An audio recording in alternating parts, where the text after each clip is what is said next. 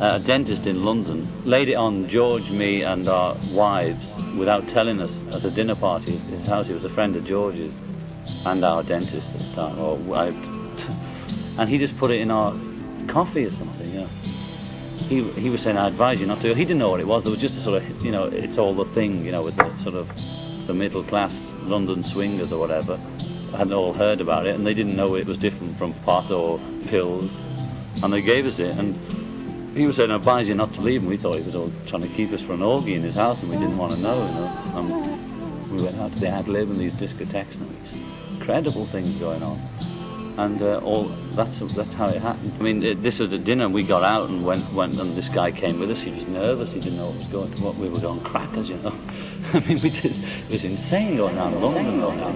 We thought, when we went to the club, we thought it was on fire, and then we thought it was a premiere. Oh no, we thought it was a premiere. It was just an ordinary light outside. We thought, shit, what's going on here, you know? And we were cackling in the street, and then, you know, people were shouting, let's break a window. You know, we were just insane. I mean, we just had our heads, and people had come up to me. And we finally got in the lift, and we all thought there was a fire in the lift. It was just a little red light, and we were all screaming like that, and it was all hysterical. And we all arrived on the floor, because this was a discotheque that was up a building. You know. And the lift stopped, and the door opened, and we were all going, ah! And we just see that it's the club, and then we walk in, you know, sit down, and the tables elongated. I think we went to eat before that, and it was like in the thing I'd read about opium, where the table I suddenly realised that it was only a table like this with 4 of us around, but it went this long.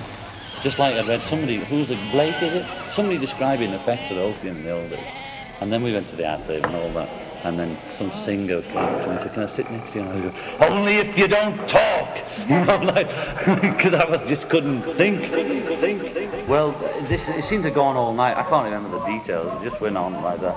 And then George, somehow or another, managed to drive us home in his Mini, but we were going about 10 miles an hour. It seemed like 1,000.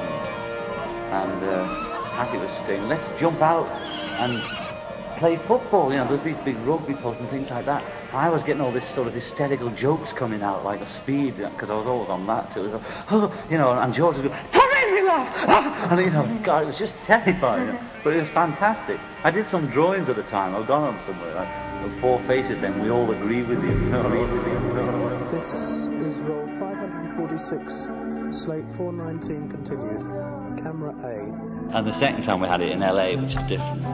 Well, then we took it deliberately, and then, well, we just decided to take it again in California, yeah. We were on tour in one of those houses, like, you know, Doris Day's house or whatever it was we used to stay. And the 3 of us took it, Ringo, George and I think maybe Neil, and a couple of the Birds, you know, that, what's his name? The one in the Steels and Nash thing. You know the Birds? BYRD? Crosby and the other guy who used to be the leader, McGuinn, I think they came around, I'm not sure, on a few trips, like that. But there were some English reporters who was like Don Shaw's, and we were in the garden, had it. It was only the second one, we still didn't know anything about do it in a nice place and cool it and all that. We just took it, you know, and then we suddenly saw the reporter, and we think, how do we act normally? Because we imagined we were acting extraordinary, which we weren't. He thought, surely somebody can see, you know. We were terrified waiting for him to go, and he wondered why he couldn't come over. And Neil, who had never had it either, had taken it, and he still had to play road manager. We said, go and get rid of Don Short, and he didn't know what to do. He just sort of sat with it. And Peter Fonda came, and that was another thing. And he kept up saying, I know what it's like to be dead. And he kept saying it, you know. We were saying, for Christ's sake, shut up, we don't care. You know, we don't want to know. But he kept going on about it. And that's how I wrote She Said, She's Dead. I know what it's like to be dead. I went on for years. I must have had 1,000 trips. And no, lots, you know. I used to just eat it all the time. I never took it in the studio. Once I did accidentally. I thought it was taking some uppers. And I was not in a state of handling it, you know. And I can't remember what album it was, but I took it and then I said, what was it? You know, I said, I feel ill. I thought I felt ill. And I said, I must get some air. And they all took me upstairs on the roof, and George Martin was looking at me funny, you know. And then it dawned on me, I must have taken acid. And I said, well, I can't go, I'll have to go. So I just said, you'll have to do it, and I'll just stay and watch. And I was just, you know, like very nervous and just watching them all. Saying, is it all right? And I was saying, yeah, you know, all being very kind. And, yes, it's all right. And I said, are you sure it's all right? And I said, all right, you know, and they carried on making the record.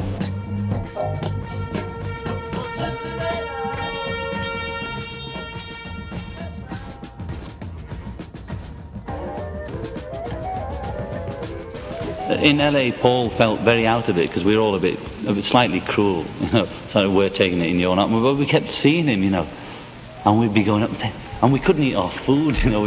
I just couldn't manage it. We're picking it up with the hands, and we're fucking there's all these people sort of serving us in the house and that, and we're just sort of knocking on the floor and then, oh, like that.